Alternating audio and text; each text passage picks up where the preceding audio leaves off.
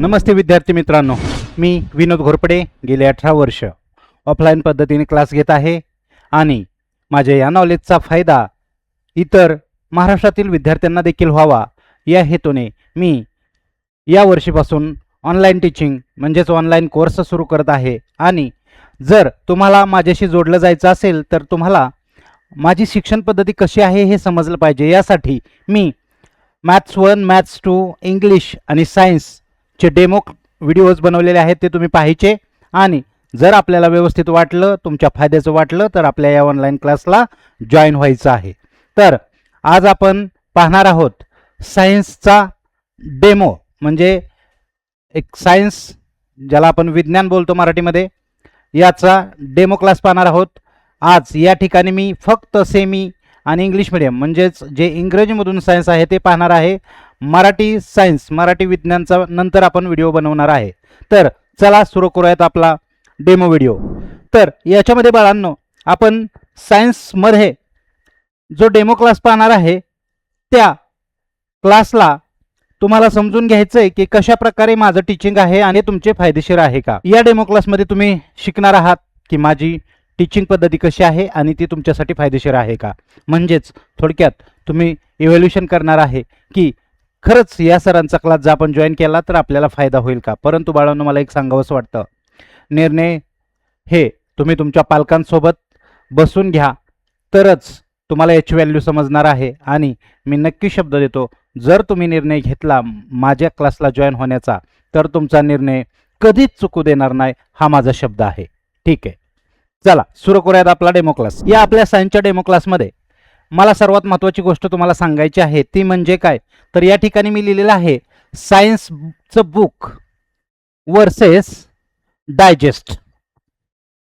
आता बाळांनो, जे सायन्सचं बुक आहे, मॅथ्स 1 असेल, मॅथ्स 2 असेल, हे स्कूलमध्ये स्कूलचे टीचर चांगल्या रीतीने शिकवत असतात, ते पण एज्युकेटेड असतात, त्यांचाही एक्सपिरियन्स मोठा असतो, ते तुम्हाला टीच करत असतात आणि त्याच्या आधारे तुम्ही स्वाध्याय किंवा एक्सरसाइज करत असता। अजून अभ्यास सोपा व्हावा म्हणून पालकांनी एक्स्ट्राचा खर्च करून तुमच्यासाठी डायजेस्ट सुद्धा खरेदी केलेले असतात।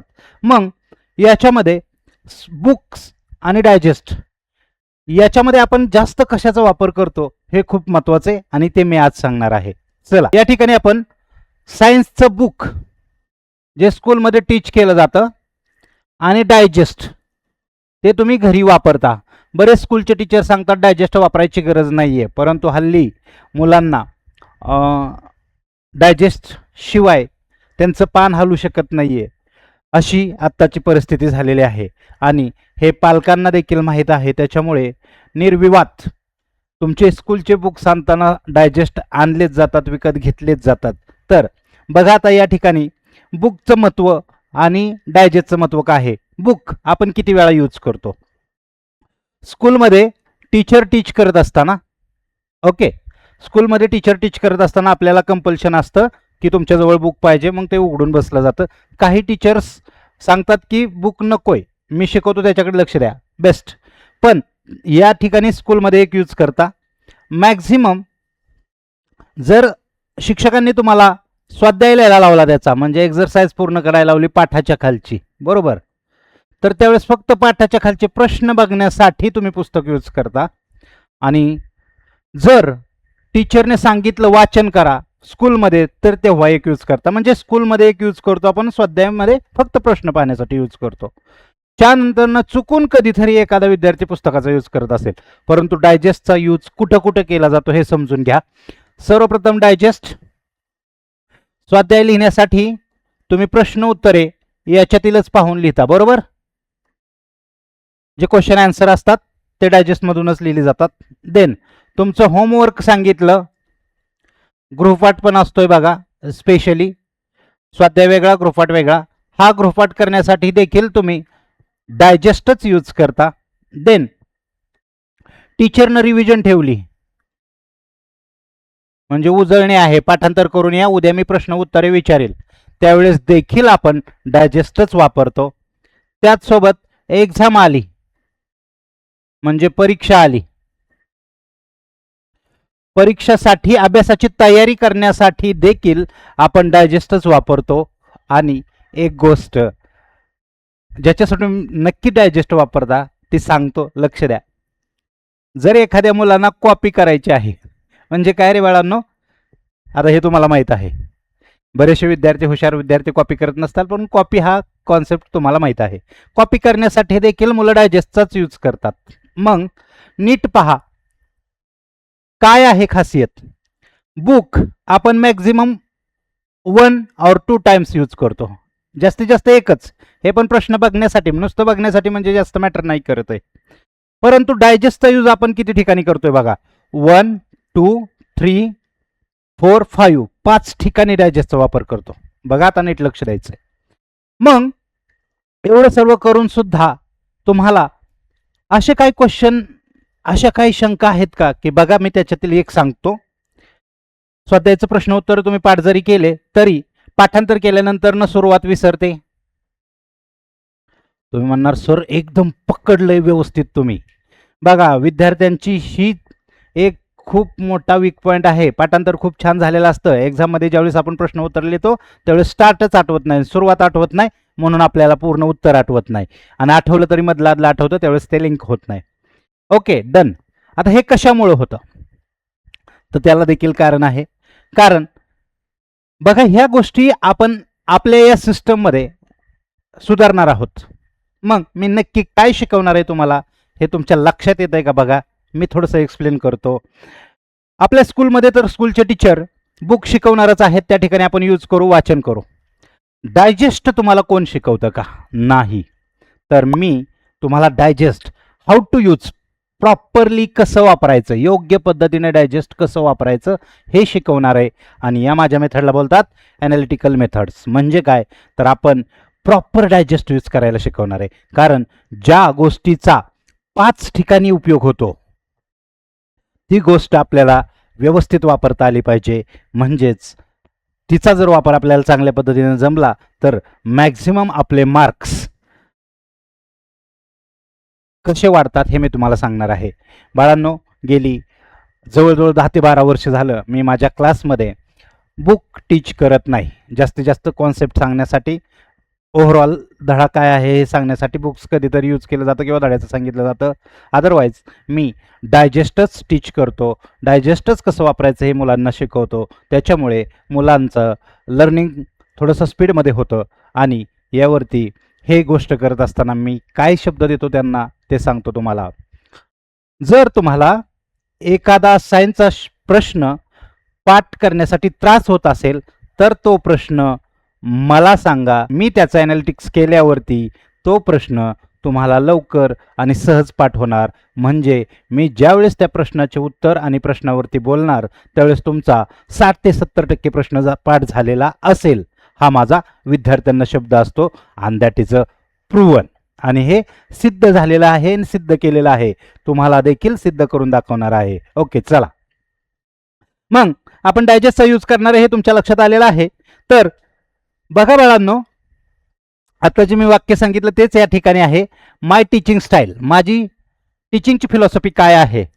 I don't teach line by line, मी लाईन टू लाईन बुक शिकवत नाहीये फ्रॉम टेक्स्ट बुक, पुस्तकातलं. I teach how to study smartly from digest, डायजेस्टमधूनच स्मार्टपणे अभ्यास कसा करायचा हे मी शिकवतो. माय सिग्नेचर लाईन इज, आणि याच्यावरती माझं म्हणणं काय बघा बाळांनो, स्मार्ट स्टडी करा, मार्क्स ॲटोमॅटिक येणार. तुम्ही स्टडी करता, कष्ट करता, परंतु त्याच्यामध्ये थोडासा स्मार्टपणा आणला की तुमचे मार्क्स ॲटोमॅटिकली येत असतात. तर पाहूयात आपण कसं या गोष्टीकडे बघणार आहे आणि तुम्हाला ही गोष्ट कशी कळणार आहे. आणि आपल्या या डेमो लेक्चरमध्ये आपण काय पाहणार आहोत तर बघा, ट्रू फॉल्स. आता तुम्ही बोलणार ट्रू फॉल्समध्ये सर असं काय ट्रिक सांगणार तुम्ही, त्याच्यामध्ये किती सिंपल असतं ट्रू फॉल्स लक्षात ठेवणं. परंतु माझे ट्रिक्स पाहिल्यानंतर देखील तुम्हाला समजेल की खरंच आपल्याला कमी त्रासामध्ये स्मार्ट वर्क करायचं आहे. कारण आता मुलांना मार्क्स कोणाला येतात, जे कष्ट करतात, परंतु ते कष्टाला थोडीशी स्मार्टपणाची जोड पाहिजे, थोड्याशा ट्रिक्सची जोड पाहिजे, तर आपल्याला मार्क्स येत असतात. देन त्याच्यानंतर ना आहे गिव्ह रिझन. गिव्ह रिझन म्हणजे एक 2-3 गिव्ह रिझन घेणार आहे जेणेकरून तुम्हाला सिस्टम समजेल, हाऊ टू लर्न इट, कसं पाठ करायचं. देन बिग क्वेश्चन्स, मोठे प्रश्न. एक मोठा प्रश्न घेणार आहे की ज्याचं, किंवा 2 असतील प्रश्न आय थिंक त्याच्यामध्ये, तर ते 2 प्रश्न मी घेणार आहे ज्यांच्यामुळं तुम्हाला समजेल माझी जी प्रॉपर मेथड आहे ना ॲनालिटिक्स,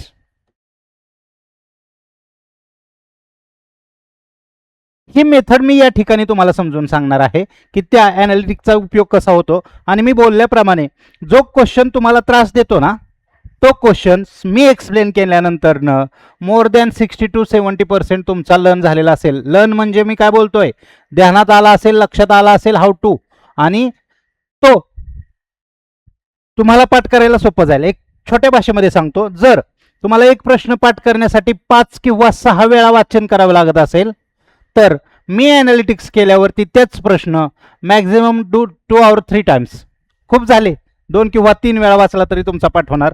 हा माझा शब्द आहे, ही माझी मेथड्स आहे. मग इथं वेळ वाचतोय, स्मार्टपणा येतोय, आपली मार्क्ससुद्धा ॲटोमॅटिकली येणार. देन एक पॅरेग्राफ बेस्ड, एक पॅरेग्राफ असतो आणि त्याच्यामध्ये फिल इन द ब्लँक्स भरायला लावलेले असतात. याची ट्रिक सांगणार आहे बाळांनो.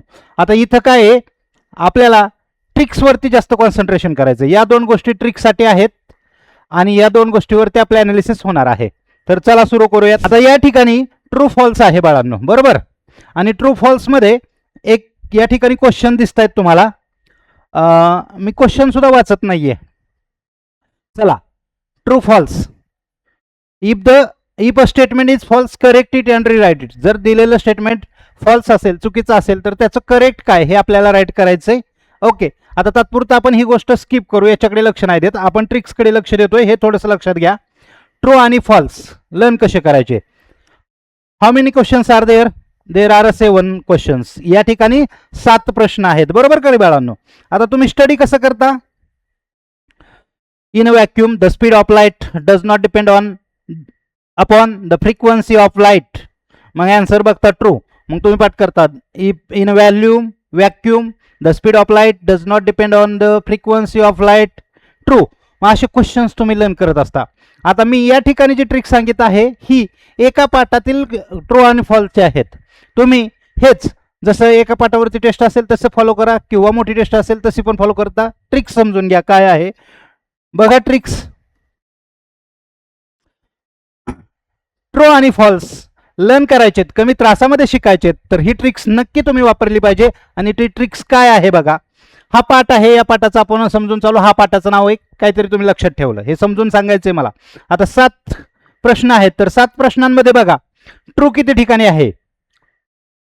1 2 3 4 5 वेळा ट्रू आहे, 6 वेळा ट्रू आहे, आणि 6 नंबरचा फक्त फॉल्स आहे.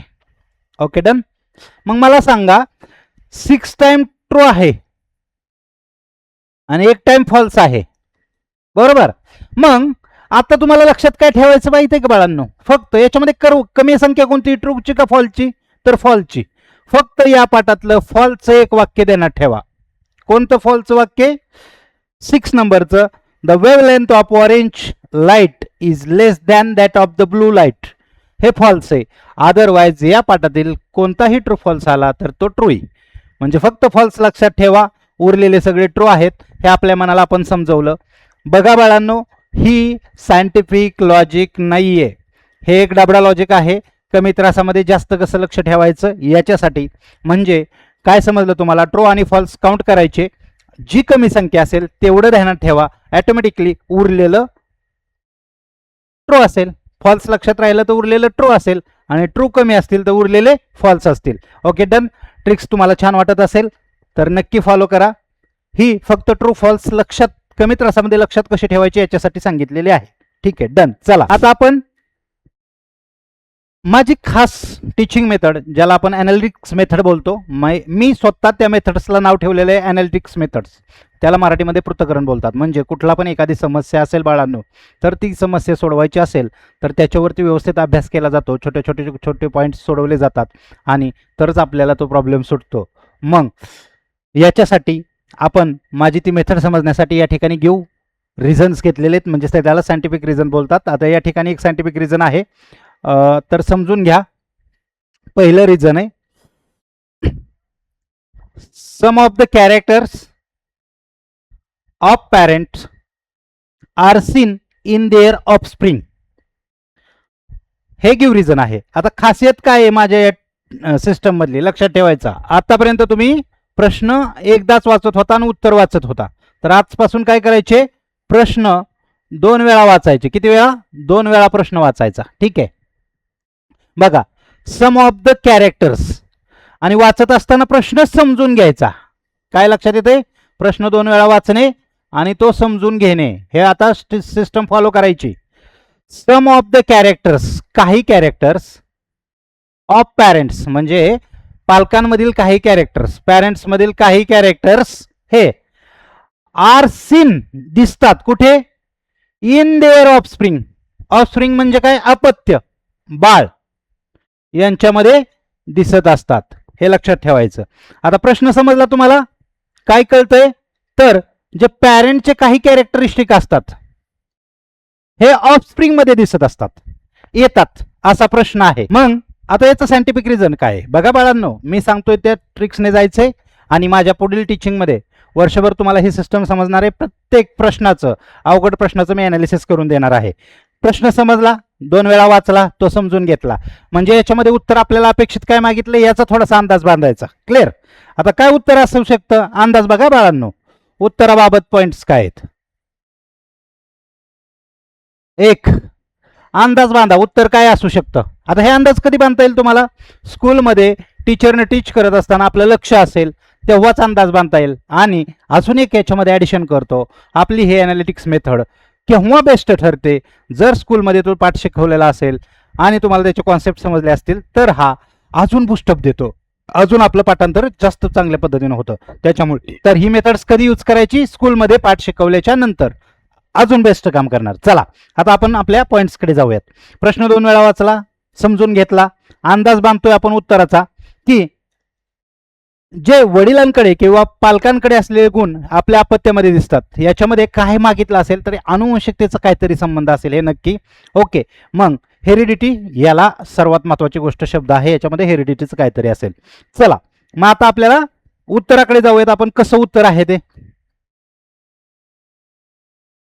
The parental genes are transferred to their progeny through male and female gametes.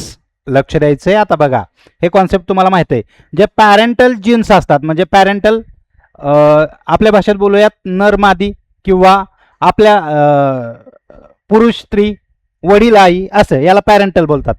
मग यांचे जे जीन आहेत ना, पॅरेंटल जीन म्हणजे जे पालकांकडे असलेले जीन, हे काय केले जातात? Are transferred to their progeny. Progeny म्हणजे इथं त्याचा ऑफस्प्रिंगच, याच्यासारखाच अर्थ आहे याचा, अपत्य. मग पॅरेंटलकडे असलेले genes are transferred to their progeny through, कशाच्या माध्यमातून? कशाच्या माध्यमातून ट्रान्सफर केले जातात? तर लक्ष द्यायचं, कशाच्या माध्यमातून ट्रान्सफर केले जातात? Male gametes and female gametes. खरा अर्थ असा आहे. म्हणजे काय लक्षात आलं तुम्हाला? जे मेलमध्ये असलेले मेल गॅमेट्स आणि फिमेल असलेले मध्ये असलेले फिमेल गॅमेट्स यांच्या माध्यमातून पॅरेंट्सकडे असलेले जीन ट्रान्सफर केले जातात त्यांच्या ऑफस्प्रिंगमध्ये. पहिला पॉईंट क्लिअर. आता याच्यामध्ये अजून एक खासियत बरं का बाळांनो, लक्षात ठेवायची. याच्यात आपण पॉईंट दिले नाहीत तरी पॉईंट तयार करायचे. हा आपला पहिला पॉईंट झाला. Okay, done. लक्षात येतोय तुमच्या? ओके. दुसरा, दीज जीन्स. आता हे जे ट्रान्सफर केलेले जीन आहेत का नाही, पहिल्या पॉईंट मध्ये तुम्हाला समजलं काय ट्रान्सफर केलं जातं? Parental genes. Okay, parental gene transfer केले जातात. दुसऱ्या पॉईंट मध्ये जे ट्रान्सफर केलेले जीन आहेत ना, ते कॅरी हेरिडिटरी कॅरेक्टर्स. ते जीन काय करतात? येतात, म्हणजे पॅरेंट कडून ऑफस्प्रिंग कडे येतात, परंतु येत असताना एकटे नाहीत येत, ते कॅरी करतात. कॅरी करणे म्हणजे काय? वाहून आणतात. काय वाहून आणतात रे बाळांनो? तर ते हेरिडिटरी कॅरेक्टर्स वाहून आणतात. मग जे अनुवंशिक गुण आहेत ते वाहून आणले जातात. आता लक्ष द्यायचं. ठीक आहे, हा दुसरा पॉईंट झाला. क्लिअर. पहिल्या पॉईंट मध्ये काय? पॅरेंटल जीन ट्रान्सफर होतात. दुसऱ्या पॉईंट मध्ये हे जीन हेरिडिटरी कॅरेक्टर आणतात, सोबत येतात घेऊन. सिन्स दे, तिसरा point, since they are transmitted from the parent to their offspring. या कालावधीमध्ये जेव्हा ते पॅरेंट कडून ऑफस्प्रिंग कडे ट्रान्सफर होतात त्यावेळेस one can see the parental characteristic in their offspring. बघा आता तिसरा पॉईंट काय आहे? Since they are transmitted from the parent to their offspring, जेव्हा ते पॅरेंट कडून आपल्या अपत्याकडे येत असतात, हे जे जीन किंवा हे जे हेरिडिटरी कॅरेक्टर्स पॅरेंट कडून ऑफस्प्रिंग कडे येत असतात, अपत्याकडे येत असतात, one can see the parental character in their offspring. म्हणूनच आपल्याला जे पॅरेंटचे कॅरेक्टर असतात ते त्याच्या ऑफस्प्रिंग मध्ये दिसत असतात. ओके, आता बाळांनो हे जे अनालिसिस केलं याचे शॉर्ट शॉर्ट मुद्दे बनवायचे आहेत. बघा आता या ठिकाणी अंदाज बांधला, आता मुद्दे बनवायचे आपल्याला. काय करायचे? मुद्दे. दुसरा पॉईंट काय मी ध्यानात ठेवला? मुद्दे बनवायचे. मग कुठले कुठले मुद्दे आले याच्यामध्ये आपण अंडरलाईन केलेत महत्वाच्या शब्दांना. तुमच्या लक्षात येतंय का? बघा, पॅरेंटल जीन, हेरिडिटरी कॅरेक्टर, हे असे दोन महत्वाचे शब्द आहेत. आणि इथं ट्रान्सफर्ड आहेत, मेल गॅमेटेट्स असे. मग ते मुद्दे बनवायचे तुम्ही. कुठले कुठले मुद्दे घेतले आपण ते पॉइंट आउट करायचे. पॅरेंटल जीन असतात, पॅरेंटल जीन येत असताना ते काय असतात? हेरिडिटरी कॅरेक्टर्स ट्रान्सफर करतात. आणि म्हणूनच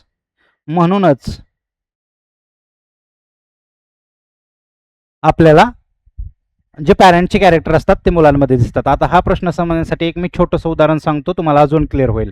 जर वडिलांचे केस कुरळे असतील तर त्याच्या मुलाचे केस देखील कुरळे असतात. म्हणजे काय झालं? वडिलांकडे असलेलं जे कॅरेक्टर होतं, काय कॅरेक्टर होतं वडिलांकडे? कुरळे केस असण्याचं. हे कुरळे केस असण्याचं कॅरेक्टर मुलामध्ये गेलं. का गेलं? आता लक्षात घ्या. प्रश्न समजतोय का? आता मला क्लिअर करा. कारण पॅरेंटल गॅमेट्स म्हणजे मेल गॅमेट्स मध्ये तो कॅरेक्टर होता, कुठला? हेरिडिटरी होता, तो अनुवंशिक आहे. तो अनुवंशिक गुण आहे जो वडिलांकडून मुलाकडे आला. कशामुळे आला? वडिलांचे जीन्स ट्रान्सफर झाले मुलामध्ये, परंतु हे ट्रान्सफर होत असताना हेरिडिटरी कॅरेक्टर सुद्धा ट्रान्सफर झाले, म्हणून वडिलांप्रमाणे मुलाचे केस कुरळे झाले. चला, तुम्हाला सायंटिफिक रिझन समजला असेल. आता मला नक्की सांगा किती % तुम्हाला ह्या क्वेश्चनचा आन्सर समजलं. चला आपल्या पॉइंटकडे येऊयात. मी सांगितलंय माझी कोणतीही ट्रिक्स किंवा स्ट्रॅटेजी बळच उचलून आणलेली नाहीये, माझ्या गेल्या 18 वर्षाच्या संशोधनातून निर्माण केलेली आहे. आणि मी बोलतो 60 ते 70% हा प्रश्न तुमच्या ध्यानात राहिला. आता पाठ करण्यासाठी 1-2 वेळा फक्त लक्ष द्या, पॉईंट वाईज करून टाका, तुमचा हा क्वेश्चन क्लिअर होईल. चला अजून एक क्वेश्चन आपण पाहूया. दुसरा एक गिव्ह रिझन आहे.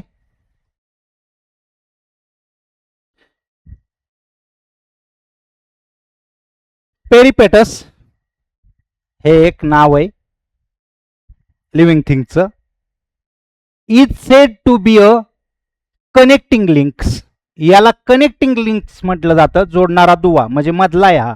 पेरिपेटस हा मधला आहे. कोणाच्या? दोघांच्या. कोणाच्या मधला? Between the Annelida and Arthropoda. प्रश्न एकदा वाचला, परत वाचूयात आपण. Peripatus is said to be a connecting links. पेरिपेटसला कनेक्टिंग लिंक्स मानलं जातं. कोणामधलं? बिटवीन ॲनालिडा आणि आर्थोपॉडा. म्हणजे काय? तर ॲनालिडा हे एक लिव्हिंग थिंग आहे आणि आर्थोपॉडा हे एक लिव्हिंग थिंग आहे. या दोघांना जोडणारा दुवा हे पेरिपेटसला मानलं जातं. आता जोडणारा दुवा म्हणजे काय? तर याचे थोडेसे कॅरेक्टर पण असतात आणि याचे पण कॅरेक्टर असतात, म्हणून याला जोडणारा दुवा म्हणतात. म्हणजे पेरिपेटसकडे काय असतं रे बाळांनो? ॲनालिडा आणि आर्थोपॉडा या दोघांचे सुद्धा गुण असतात, म्हणून त्याला कनेक्टिंग लिंक्स बिटवीन ॲनालिडा आणि आर्थोपॉडा म्हणतात. पहिला पॉईंट क्लिअर झाला का आपला? प्रश्न वाचन झालं, प्रश्न समजून घेतला. हे पॉइंट्स आजपासून चेंजेस करायचे आपल्या अभ्यासामध्ये. डन. आता उत्तराची थिंकिंग करतो आपण. उत्तरामध्ये काय काय करतो आपण? अंदाज बांधतो उत्तर काय असेल. आता याचा अंदाज आपण कसा बांधू शकतो? तर मग ॲनालिडाचा असा कोणता गुणधर्म आहे जो पेरिपेटसमध्ये आहे, तसेच आर्थोपॉडाचा कोणता गुणधर्म आहे जो पेरिपेटसमध्ये आहे, हे उत्तर असू शकतं. चला बघूयात काय आहे नक्की. पेरिपेटस शो सेगमेंटेड बॉडी. याची सेगमेंटेड बॉडी असते, थिन क्युटाइल असतं त्याच्यामध्ये, अँड पॅरापोडिया लाईक ऑर्गन. पॅरापोडिया असतं. म्हणजे काय? पेरिपेटसकडे काय काय असतं समजून घ्या. 1 सेगमेंटेड बॉडी असते, 2 थिन क्युटाइल असतं आणि पॅरापोडिया असतो लाईक ऑर्गन अवयवगत. हे 3 गोष्टी असतात त्याच्याकडे, असतात हा पेरिपेटसकडे. Okay done. हा पहिला पॉईंट आपला झाला. ओके, आता दुसरा पॉईंट काय सांगतोय? These characters are typical of Annelidas. परंतु नीट जर बघायला गेलं तर हे कॅरेक्टर्स कोणाचे आहेत? हे कॅरेक्टर ॲनालिडाचे आहेत. हे पेरिपेटसच्या अंगात आहेत मुळात. सिमिलरली बघा आता, सिमिलरली तिसरा पॉईंट करूयात. Similarly it also shows tracheal respiration. अजून काय असतं पेरिपेटसकडे? एक ट्रॅचल रेस्पिरेशन असतं अँड ओपन सर्क्युलेटरी सिस्टम असते, त्याची ओपन सर्क्युलेटरी सिस्टम पण असते. हे पेरिपेटसचे गुण आहेत बाळांनो. काय पेरिपेटसचे गुण आहेत? त्याच्याकडे सेगमेंटल बॉडी असते, क्युटाइल असतं, पॅरापोडा असतो. परंतु हे मुळात कोणाचे गुणधर्म आहेत? This characters of Annelida. आणि अजून पेरिपेटसकडे काय असतं? Tracheal respiration, open circulatory system, which is characteristic किंवा which is the characteristic feature of Arthropoda. परंतु हे आर्थ्रोपोडाचे गुणवैशिष्ट्य आहेत. बघा आता ॲनालिडाचे गुणवैशिष्ट्य काय आहेत? सेगमेंटल बॉडी, क्युटाइल आणि पॅरापोडिया. हे जे ॲनालिडाचे गुणधर्म आहेत ना, हे पेरिपेटसमध्ये आहेत. डन. तसेच ट्रॅचल रेस्पिरेशन आणि ओपन सर्क्युलेटरी सिस्टम हे जे आर्थ्रोपोडाचे गुण आहेत, हे सुद्धा पेरिपेटसमध्ये आहेत. म्हणूनच तर peripatus is called connecting links between annelida आणि arthropoda. Done. Since peripatus share जो बोथ कॅरेक्टर, हे दोघांचे पण कॅरेक्टर दाखवतो, म्हणून त्याला म्हटलं जातं it is the connecting links between arthropoda आणि ॲनालिडा. मग आता तुमच्या लक्षात काय आलं? ठीक आहे, इथपर्यंत 4 पॉईंट्स काढले. आता तुमच्या लक्षात काय आलं बरं का बाळांनो? याचं उत्तर काय आहे? तर आपल्याला पेरिपेटसचे गुणधर्म काय सांगायचे? पेरिपेटसकडे असणारे गुण. जे कुठे आहेत? ॲनालिडा आणि आर्थ्रोपोडा दोघांकडे पण आहेत. एवढं फक्त क्लिअर करायचं याच्यामध्ये. हे झालं की आपलं आन्सर होतं. आता तुमच्या लक्षात येत असेल मी काय सांगतोय, थिंकिंग कसं करायचं हे पण लक्षात येतंय, आणि हा क्वेश्चन किती चांगल्या रीतीने समजतोय. अंडरस्टँडिंग जर झालं तरच आपण राईट करू शकतो. बघा, तुम्हाला समजलंच नाही तर तुम्ही सांगणार काय? म्हणून समजणं खूप महत्त्वाचं आहे. म्हणून समजण्यासाठीच माझे ॲनालिटिक्स मेथड्स खूप बेस्ट ठरते. तर अशा तऱ्हेने मी या ठिकाणी दोन गिव रिझन घेतलेले आहेत, आणि ते 2 गिव रिझन तुम्हाला चांगले समजले असतील अशी मी आशा करतो. आपण पुढे जाऊयात. आता या ठिकाणी मी एक मोठा क्वेश्चन घेतोय. बिग क्वेश्चन काय म्हटलंय?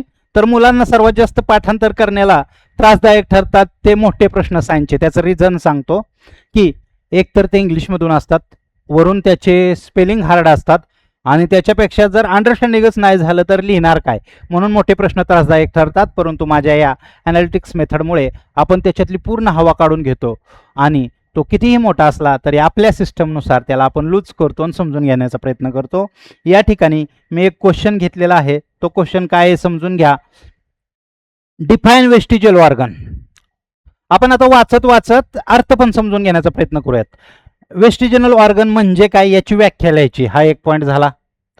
Right name of the some vestigial organs. मानवामध्ये असलेले काही वेस्टिजियल ऑर्गनची नावं लिहा. हा दुसरा पॉईंट झाला. बघा बाळांनो, मी काय सांगतोय, प्रश्न व्यवस्थित वाचायचा. प्रश्नात काय मागितलंय हे समजलं पाहिजे आपल्याला. मग प्रश्न वाचत असताना आपल्या लक्षात येतं की वेस्टिजियल ऑर्गनची डिफाईन लिहायची म्हणजे व्याख्या लिहायची. Write names of vestigial organ in human body. Human बॉडीमध्ये कुठले कुठले वेस्टिजियल ऑर्गन आहेत हे माहित नावं द्यायच्यात. Then write the names of those animal in whom same organs are functional. हा तिसरा पॉईंट आहे. अगोदर मी समजून सांगतो तुम्हाला मराठीमध्ये. वेस्टिजियल ऑर्गन म्हणजे निरुपयोगी अवयव.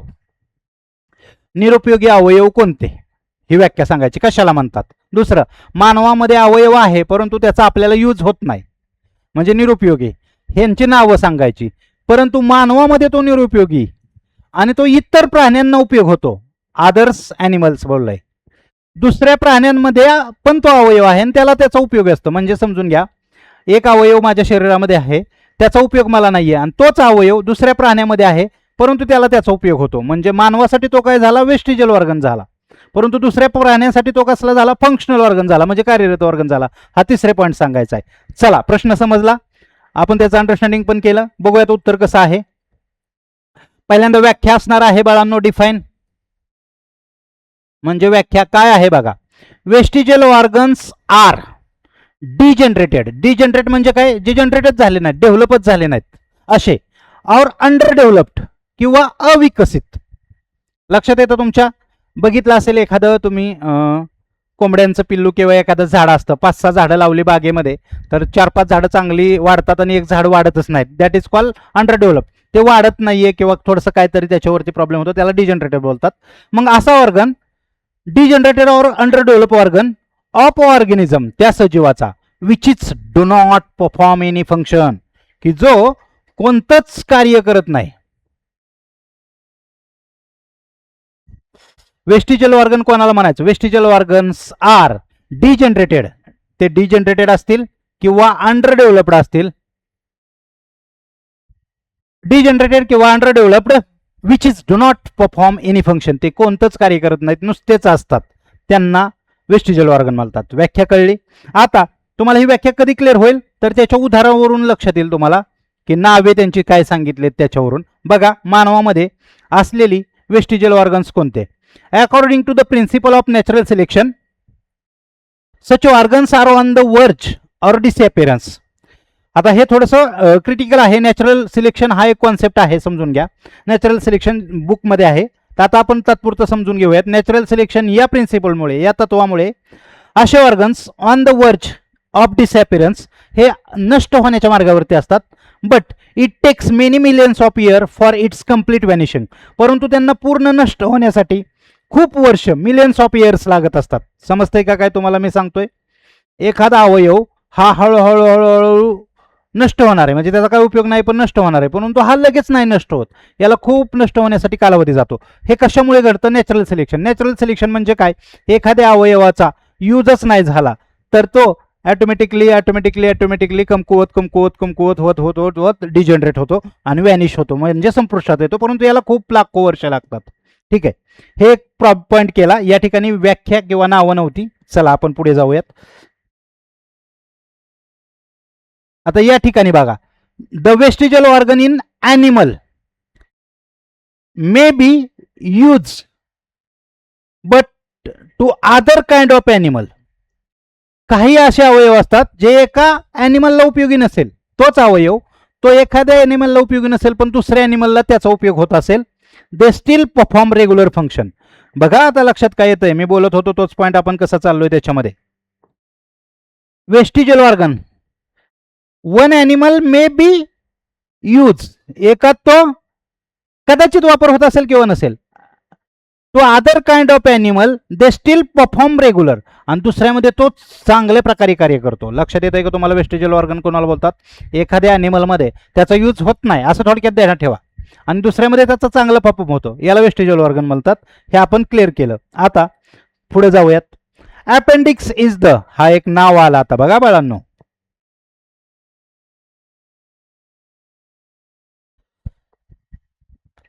Appendix is the vestigial for human. मानवामध्ये अपेंडिक्स असतं, तुम्ही कधीतरी ऐकलं असेल. अपेंडिक्सचं ऑपरेशन झालं वगैरे, मुलाचं पोटामध्ये असतो, आथड्याला येतो, तो अपेंडिक्सचं ऑपरेशन झालं, तो आपल्यासाठी उपयोगी नसतो म्हणून ऑपरेशन करून त्याला काढलं जातं, एक आतड्याचा तुकडाच असतो. It does not perform any function, तो मानवामध्ये काहीच कार्य नसतो, उपयोगी नसतो. But in ruminant animal, ruminant जे रवंत करणारे प्राणी असतात म्हणजे गाई म्हैस, ruminant animals its concern with digestion, त्यांच्यामध्ये तो पचनासाठी मदत करतो. लक्षात येतंय का? अवयव कोणता? Appendix. It is not useful to the human being, मानवासाठी हा उपयोगी नाहीये. But it is useful for the ruminants animals, परंतु तो उपयोगी असतो कोणामध्ये? प्राण्यांमध्ये, रवंत करणाऱ्या प्राण्यांमध्ये. आपण तिसऱ्या प्रश्नाचं उत्तर देतोय, हे तुमच्या लक्षात येतंय का? Okay, done. पुढे, ear muscles are vestigial for us. जे कानाचे मसल असतात, हे कान आपले बाहेरचे, ह्याचा आपल्याला काहीच उपयोग नाही. आपल्याला ऐकू येतं कानाच्या होलांमुळे, ते नसले तरी काही अडचण नाही, आपल्याला ऐकू येईल. But ear muscles are vestigial for us. Ear muscle आपल्यासाठी वेस्टिजल असतात, ठीक आहे. But in the monkeys and cattle, माकड असेल किंवा गाय असतील, दे आर फंक्शनल, परंतु त्यांच्यामध्ये कार्यरत असतात. आता माकडांमध्ये बघा, माकड कान हलवतं किंवा गाय पण माशी वगैरे बसली की कान हलवते आणि माशीला उठवते, तर ते फंक्शनल आहेत, कार्यरत आहेत. मग तुमच्या काय लक्षात आलं? जे मानवासाठी अनुपयोगी आहेत असे दोन सांगितले आपण, एक अपेंडिक्स आणि इयर मसल्स, हेच उपयोगी आहेत. कोणामध्ये? कॅटलमध्ये, रुमिनंट्समध्ये अपेंडिक्स युजफुल आहे आणि इयर मसल मंकीज आणि कॅटलमध्ये यूज आहे. हे पॉईंट लक्षात आले. मग तुम्हाला वेस्टिजल ऑर्गनची कॉन्सेप्ट समजली अशी मी आशा करतो. आणि तर अशा पद्धतीने आपण आता हा क्वेश्चन पाहिला. क्वेश्चन काय होता? व्याख्या सांगा. त्याची व्याख्या सांगितली. Write the name of the some vestigial organ. नावे इथं आलेले आहेत बाळांनो डायरेक्टली, अपेंडिक्स आणि इयर मसल्स. ओके, परंतु त्यांचा यूज कसा होता हे पण फोर्थ पॉईंट मध्ये आलं. आता या ठिकाणी जो सेकंड आणि थर्ड पॉईंट आहे हा थोडासा ऍडव्हान्स आहे, म्हणजे तसं नीट जर पाहायला गेलं तर या उत्तरामध्ये त्याची डिमांड नाहीये. परंतु आपल्या टीचर्सला उत्तर बऱ्यापैकी जसंच्या तसं लागतं, म्हणून आपल्याला लिहावं लागतं. तर तुम्हाला हे कॉन्सेप्ट समजून घेऊन याचं काम करावं लागेल. का तर हे वेस्टेजल ऑर्गनशी संबंधित आहे. बघा, वेस्टेजल ऑर्गन म्हणजे काय सांगितलं, परंतु नॅचरल सिलेक्शनमुळे लाखो वर्ष लागतात त्याला व्हॅनिश होण्यासाठी. तोपर्यंत तो त्या अवयवात राहणार आहे पिढ्यानपिढ्या. मग काय असे वेस्टेजल ऑर्गन्स असतात, ते काय असतात, एखाद्या प्राण्यांमध्ये अनयुजफुल असतात परंतु दुसऱ्या प्राण्यांमध्ये युजफुल असतात, असा तिसरा पॉईंट सांगितला. आणि चौथ्या पॉईंटमध्ये आपण त्या ऑर्गनची, वेस्टेजल ऑर्गनची नावं सांगितली की जी ऑर्गन्स मानवासाठी अनुपयोगी आहेत परंतु इतर प्राण्यासाठी उपयोगी आहेत. आशा करतो तुम्हाला हा क्वेश्चन समजला असेल आणि याचे पॉइंट्स मात्र बनवायचे. बघा बाळांनो, उत्तर लिहिताना किंवा उत्तर समजून घेताना अंडरलाईन पेन्सिलचा वापर तुमचा झाला पाहिजे. त्याचसोबत महत्वाचे शब्द तुम्हाला समजले पाहिजेत कोणते आहेत. आणि एक लास्ट ट्राय सांगतो, हे सर्व झाल्यानंतर न या शब्दांच्या आधारे तुम्ही आन्सर राईट करण्याचा प्रयत्न करायचा. शब्द आठवायचे आणि उत्तर लिहिण्याचा प्रयत्न करायचा. लाईन टू लाईन नका येऊ द्या, परंतु ते शब्द आपल्या उत्तरामध्ये आले पाहिजेत आणि आपली वाक्यरचना थोडीशी सुधारली पाहिजे. चांगल्या रीतीने आपण याचा अभ्यास करू शकतो आणि चांगले मार्क्स देखील सायन्समध्ये आपण मिळवू शकतो. चला, अजून एक क्वेश्चन आपण या ठिकाणी घेऊयात. प्रश्न आहे शॉर्ट नोटचा. शॉर्ट नोट काय आहे? Connecting links. आपण एक गिव रिझन मध्ये घेतलं होतं, त्या ठिकाणीच तुम्हाला कन्सेप्ट क्लिअर केलेली आहे. आता या ठिकाणी शॉर्ट नोट आहे, पण शॉर्ट नोट मध्ये द्यायचं असतं काय हे पण तुम्हाला माहित पाहिजे. शॉर्ट नोट म्हटलं की काय येतं रे बाळांनो? व्याख्या तर असते आणि थोडंसं डीप मध्ये नॉलेज असतं, त्याच्यामध्ये ऍडिशन असतं. तर बघा, आता याच्यामध्ये आपण थोडंसं जाऊयात. तुम्हाला माहित आहे आता आपण हे गिव रिझन मध्ये घेतल्यामुळे, सम लिव्हिंग ऑर्गॅनिझम असे काही सजीव पदेस, सम कॅरेक्टर, काही सजीवांकडे काही कॅरेक्टर्स, बघा आता, इन देम त्यांच्यामध्ये असतात, विच की जे are the distinctive features of different group or phyla. आता हा पॉइंट टू पॉइंट लक्ष द्यायचं. बघा काय सांगतोय, व्याख्याच आहे कनेक्टिंग लिंकची. तर सम लिव्हिंग, आता सम म्हणजे असं बोलायचं आपण, काही सजीवांकडे काही कॅरेक्टर्स असतात, काही सजीवांकडे काही कॅरेक्टर्स असतात की जे कसे असतात, which is distinctive feature of different group, वेगवेगळ्या दोन ग्रुपचे. म्हणजे मग असे लक्षात येतं का तुमचं, बघा, पेरिपेटस हा एक कॅरेक्टर, सम लिव्हिंग ऑर्गॅनिझम कोण आला? पेरिपेटस, बरोबर. आणि ॲनालिडा आणि आर्थ्रोपोडा या दोघांचे पण गुणधर्म, म्हणजे दोन डिफरंट ग्रुप झाले ना, ॲनालिडा आणि आर्थ्रोपोडा हे दोन डिफरंट ग्रुप होते. मग याच्यावरून व्याख्या कशी जनरेट होते बघा. Some living organism possess some characters which is are distinctive feature of different group, वेगवेगळ्या ग्रुपचे फीचर्स असतात की जे एखाद्या सजीवामध्ये दिसतात. ओके, सच इंडिव्हिज्युअल्स कनेक्ट, मग अशा इंडिव्हिज्युअल्सला, अशा सजीवांना आपण काय बोलतो? कनेक्ट दिस टू ग्रुप्स, हा दोन ग्रुपला कनेक्ट करत असतो. कशामुळं? By sharing the characters, character share करून. ऑफ बोथ, दोघांचे पण कॅरेक्टर तो शेअर करतो, स्वतःकडे दोघांचे कॅरेक्टर असतात, म्हणून यालाच कनेक्टिंग्स बोलतात, कनेक्टेड बोलतात, कनेक्टिंग लिंक्स बोलतात. And hence they are known as the connective links, म्हणून आपण त्यांना कनेक्टिंग लिंक्स म्हणजे जोडणारे दुवे.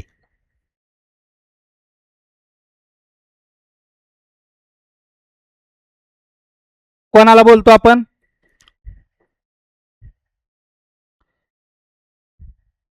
आता व्याख्या बघा, याच्यावरून कशी बनते चित्रयुक्त पद्धतीने. Some living organism possess some characters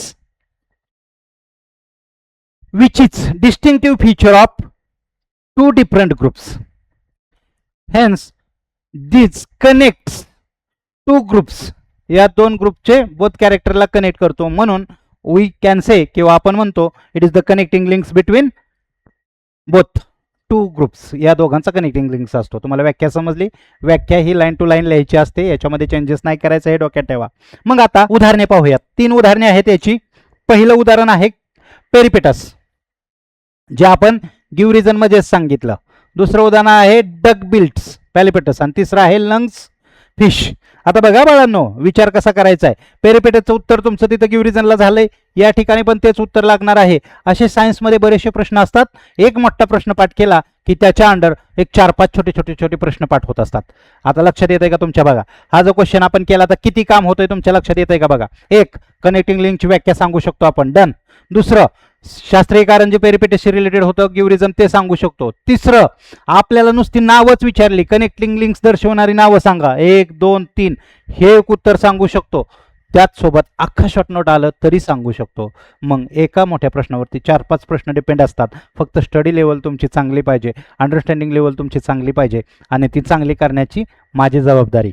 चला बघा आता काय आहे पेरिपेटस. हे एक उदाहरण होतं. काय होतं ते? Peripatus is the connecting links between annelida आणि आर्थ्रोपोडा. तुम्हाला तर माहित आहे. का त्याच्यामधलं आहे हे तिथं रिझन सांगायचं. आता का सांगायचं आहे तर वाय. इथं कोणामधला, दोघांमधला, कोणाच्या दोघांमधला? ॲनालिडा आणि आर्थ्रोपोडा मधला कनेक्टिंग लिंक्स आहे. पण का? It shows character of both animal. हे दोन्ही ॲनिमलचे कॅरेक्टर्स दाखवतं. लाईक कसे?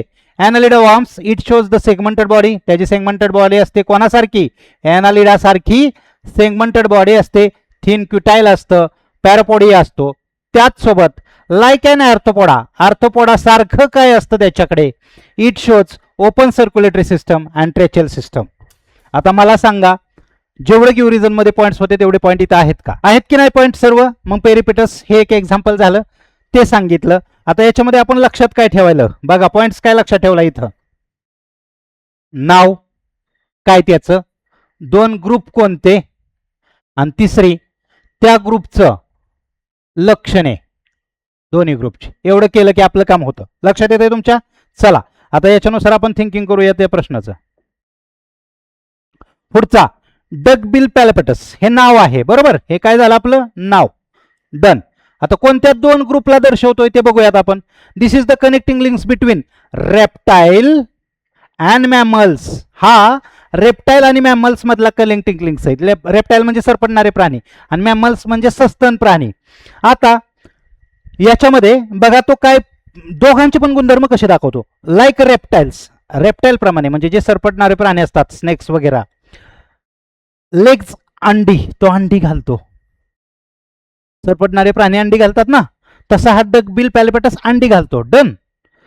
बट लाईक मॅमल्स, मॅमल्स म्हणजे सस्तन प्राणी असतात का नाही. सस्तन म्हणजे काय त्याचा अर्थ समजून घ्या. सस्तन, स्तन असणारे जे प्राणी असतात त्यांच्याप्रमाणे इट हॅज अ मॅमलरी ग्लँड. त्याला मॅमलरी ग्लँड असतो. मॅमलरी ग्लँड्स म्हणजे काय तर छाती, ज्याच्यातून बाळाला दूध पाजलं जातं त्याला स्तन बोललं जातं, त्याला मॅमल्स बोललं जातं. आता उदाहरणार्थ समजून घ्या. गाय असेल, म्हैस असेल किंवा मानव असेल, हे डायरेक्टली बाळाला जन्म देतात. अंडी घालतात का? हे नाहीत. का बाळाला जन्म देतात? बाळाला जन्म दिला की त्या बाळांचं पालन पोषण करण्यासाठी त्यांना दूध पाजलं जातं, म्हणून त्यांना सस्तन प्राणी बोललं जातं. आणि जे रेप्टाइल्स असतात ते अंडी घालतात, त्यांना स्तन नसतात, सस्तन नसतात ते. मग रेप्टाईल प्राण्यांप्रमाणे तो अंडी पण घालतोय आणि सस्तन प्राण्यांप्रमाणे त्याला मॅमरी ग्लँड्स पण आहेत, म्हणून it is the connecting links between reptile आणि मॅमल्स. Okay done. पुढचा आहे लंगफिश. हे त्याचं नाव झालं. कोणत्या 2 ग्रुपचा तो कनेक्टिंग लिंक्स आहे हे पाहूयात. Lungfish is the connecting links between fish and amphibian. तो फिश आणि एम्फिबियनचा कनेक्टिंग लिंक आहे. आता फिश म्हणजे काय? मासा जो पाण्यात राहतो. एम्फिबियन म्हणजे काय? उभयचर जो पाण्यात बी राहतो आणि जमिनीवर पण राहतो. आता लक्ष द्यायचं, फिश हा जमिनीवर राहू शकत नाही, मरतो. एम्फिबियन दोन्हीकडे पण राहतो. का तर त्याच्याकडे वेगळं काहीतरी कॅरेक्टरिस्टिक असतं. आता लंगफिश हा काय आहे? त्या दोघांमधला कनेक्टिंग लिंक्स आहेत, म्हणजे फिश आणि एम्फिबियन मधला. कसा ते समजून पाहू. म्हणजे त्याची लक्षणे बघा. Fish it shows lungs for respiration. याला रेस्पिरेशन साठी लंग्स असतं. बघा आता फिश, तो फिश आहे परंतु it shows lungs for respiration like amphibian. तो मासा आहे. लंग्स फिश हा काय? मासा आहे, परंतु त्याच्याकडे लंग्स आहे, फुफ्फुस आहे रेस्पिरेशन करण्यासाठी. आता तुमच्या लक्षात येत आहे का? बघा, फुफ्फुसाने श्वसन कोण करतो? उभयचर प्राणी. माशाला फुफ्फुस असतं का? तर नसतं. माशाला गिल्स असतात, कल्ले असतात. मग कल्ल्याच्या साहाय्याने ते श्वसन करतात, म्हणून त्यांना आपण फिश बोलतो. परंतु हा लंग फिश आहे ना, असताना फिश आहे परंतु मुळात त्याच्याकडे एम्फिबियन सारखं काय आहे? लंग्स आहे श्वसन करण्यासाठी, म्हणून it is the connecting links between fish and amphibian. Connecting links indicate the direction and hierarchy of evolution. आणि या कनेक्टिंग लिंक्समुळेच आपल्याला समजलं की इव्होल्युशन कसं झाली, उत्क्रांती कशी कशी होत गेली. म्हणजे असे काही प्राणी आहेत. आता उदाहरणार्थ इथं पकडून चाला, लंग फिश आहे, फिश बनला, एम्फिबियन बनला, परंतु काय असे प्राणी राहिले ज्यांच्याकडे हा कॅरेक्टर होता. म्हणजे हे प्रगती होत गेली, उत्क्रांती होत होत होत गेली, परंतु काही प्राण्यांमध्ये ती उत्क्रांती झाली नाही किंवा त्यांना दोघांचं पण कॅरेक्टर स्वतःकडे स्वीकारलं, हे उत्क्रांतीच्या साहाय्याने आपल्याला समजतं. आशा करतो तुम्हाला हा क्वेश्चन चांगल्या रीतीने समजला असेल. चला आपण एक लास्टकडे जाऊयात, आपल्या कंटेंटकडे. लास्टचा कंटेंट आहे आपला paragraph based fill in the blanks. आता काय आहे बाळांनो, समजून घ्यायचंय. हा एक प्रश्न बोर्ड एक्झामला 5 मार्क्सला येतो. किती मार्क्सला? 5 मार्क्सला. आता क्वेश्चन नेट दिसतोय का तुम्हाला? बघा. तर या ठिकाणी कंसामध्ये काही पॉईंट्स दिलेले असतात. हे पॉईंट्स पैकी आपल्याला प्रॉपर पॉईंट्स फाइंड आउट करून जे फिल इन द ब्लँक्स दिलेले असतात ह्या फिल करायचे असतात, बरोबर. तर आता हे जर पाठ करायचं असेल किंवा ध्यानात ठेवायचं असेल तर थोडासा त्रास होतो आपल्याला लाईन टू लाईन, परंतु मी या ठिकाणी ट्रिक्स सांगतो. ते ट्रिक्स काय आहे? हे क्वेश्चन ट्रिक्ससाठीच वापरायचे. काय काय ठिकाणी ट्रिक्स वापरायचे, काय काय ठिकाणी अनालिटिक्स वापरायचं, काय काय ठिकाणी डबडा लॉजिक वापरायचं, परंतु आपल्याला मार्क्स मिळाले पाहिजेत बाळांनो. बघा आता याचा आन्सर काय आहे? तर याचं आन्सर असं होतं फिल इन द ब्लँकचं की पहिला मायक्रोबियल आहे, दुसरा एनर्जी आहे, तिसरा इरोजन प्रूफ आहे, चौथा प्युरिफिकेशन आहे, रियुज्ड आहे, एन्व्हायरमेंटली फ्रेंडली आहे. म्हणजे इथं जे शब्द दिलेत ना ते शब्द आहेत, फक्त जर शेजवार काढले तर असे त्याचे आन्सर आहेत. ओके. परंतु आता हे आन्सर ध्यानात कसे ठेवायचे? एवढं आपल्याला पाठ करणार आहे का आपण? नाही. मग कसे लक्षात ठेवायचे ते ट्रिक्स समजून घ्या. ते ट्रिक्स काय आहे? सर्वप्रथम काढायचं पहिला काय, दुसरा काय, तिसरा काय. तर आता लर्न करताना काय करायचं बाळांनो की बाबा रे या पॅसेजची सुरुवात कशाने झाली? नावडेच इन्स्टिड, एवढाच शब्द ध्यानात ठेवायचा. लक्षात काय ठेवायचं? नावडेच इन्स्टिड असा जर पॅराग्राफ आला आणि रिकाम्या जागा मला भरायला लावल्या तर मी काय करणार? इथं बघा मायक्रोबायलचा एम आय काढला मी एनर्जीचा ईच लिहायचा होता, परंतु याच्यामध्ये डबल ई एनर्जी आल्यामुळे एनर्जी अख्खा शब्द लिहिला आहे. एनर्जी. एरोजनचा एरो लिहिला, प्युरिफिकेशनचा पी लिहिला, आर लिहिला आणि एन्व्हायरमेंटल फ्रेंडली लिहिलं, PRE. मग काय बनतंय वाक्य बघा. नावडेच इन्स्टिड असा जर पॅराग्राफ आला तर मी त्याचं उत्तर काय लिहिल? मी एनर्जी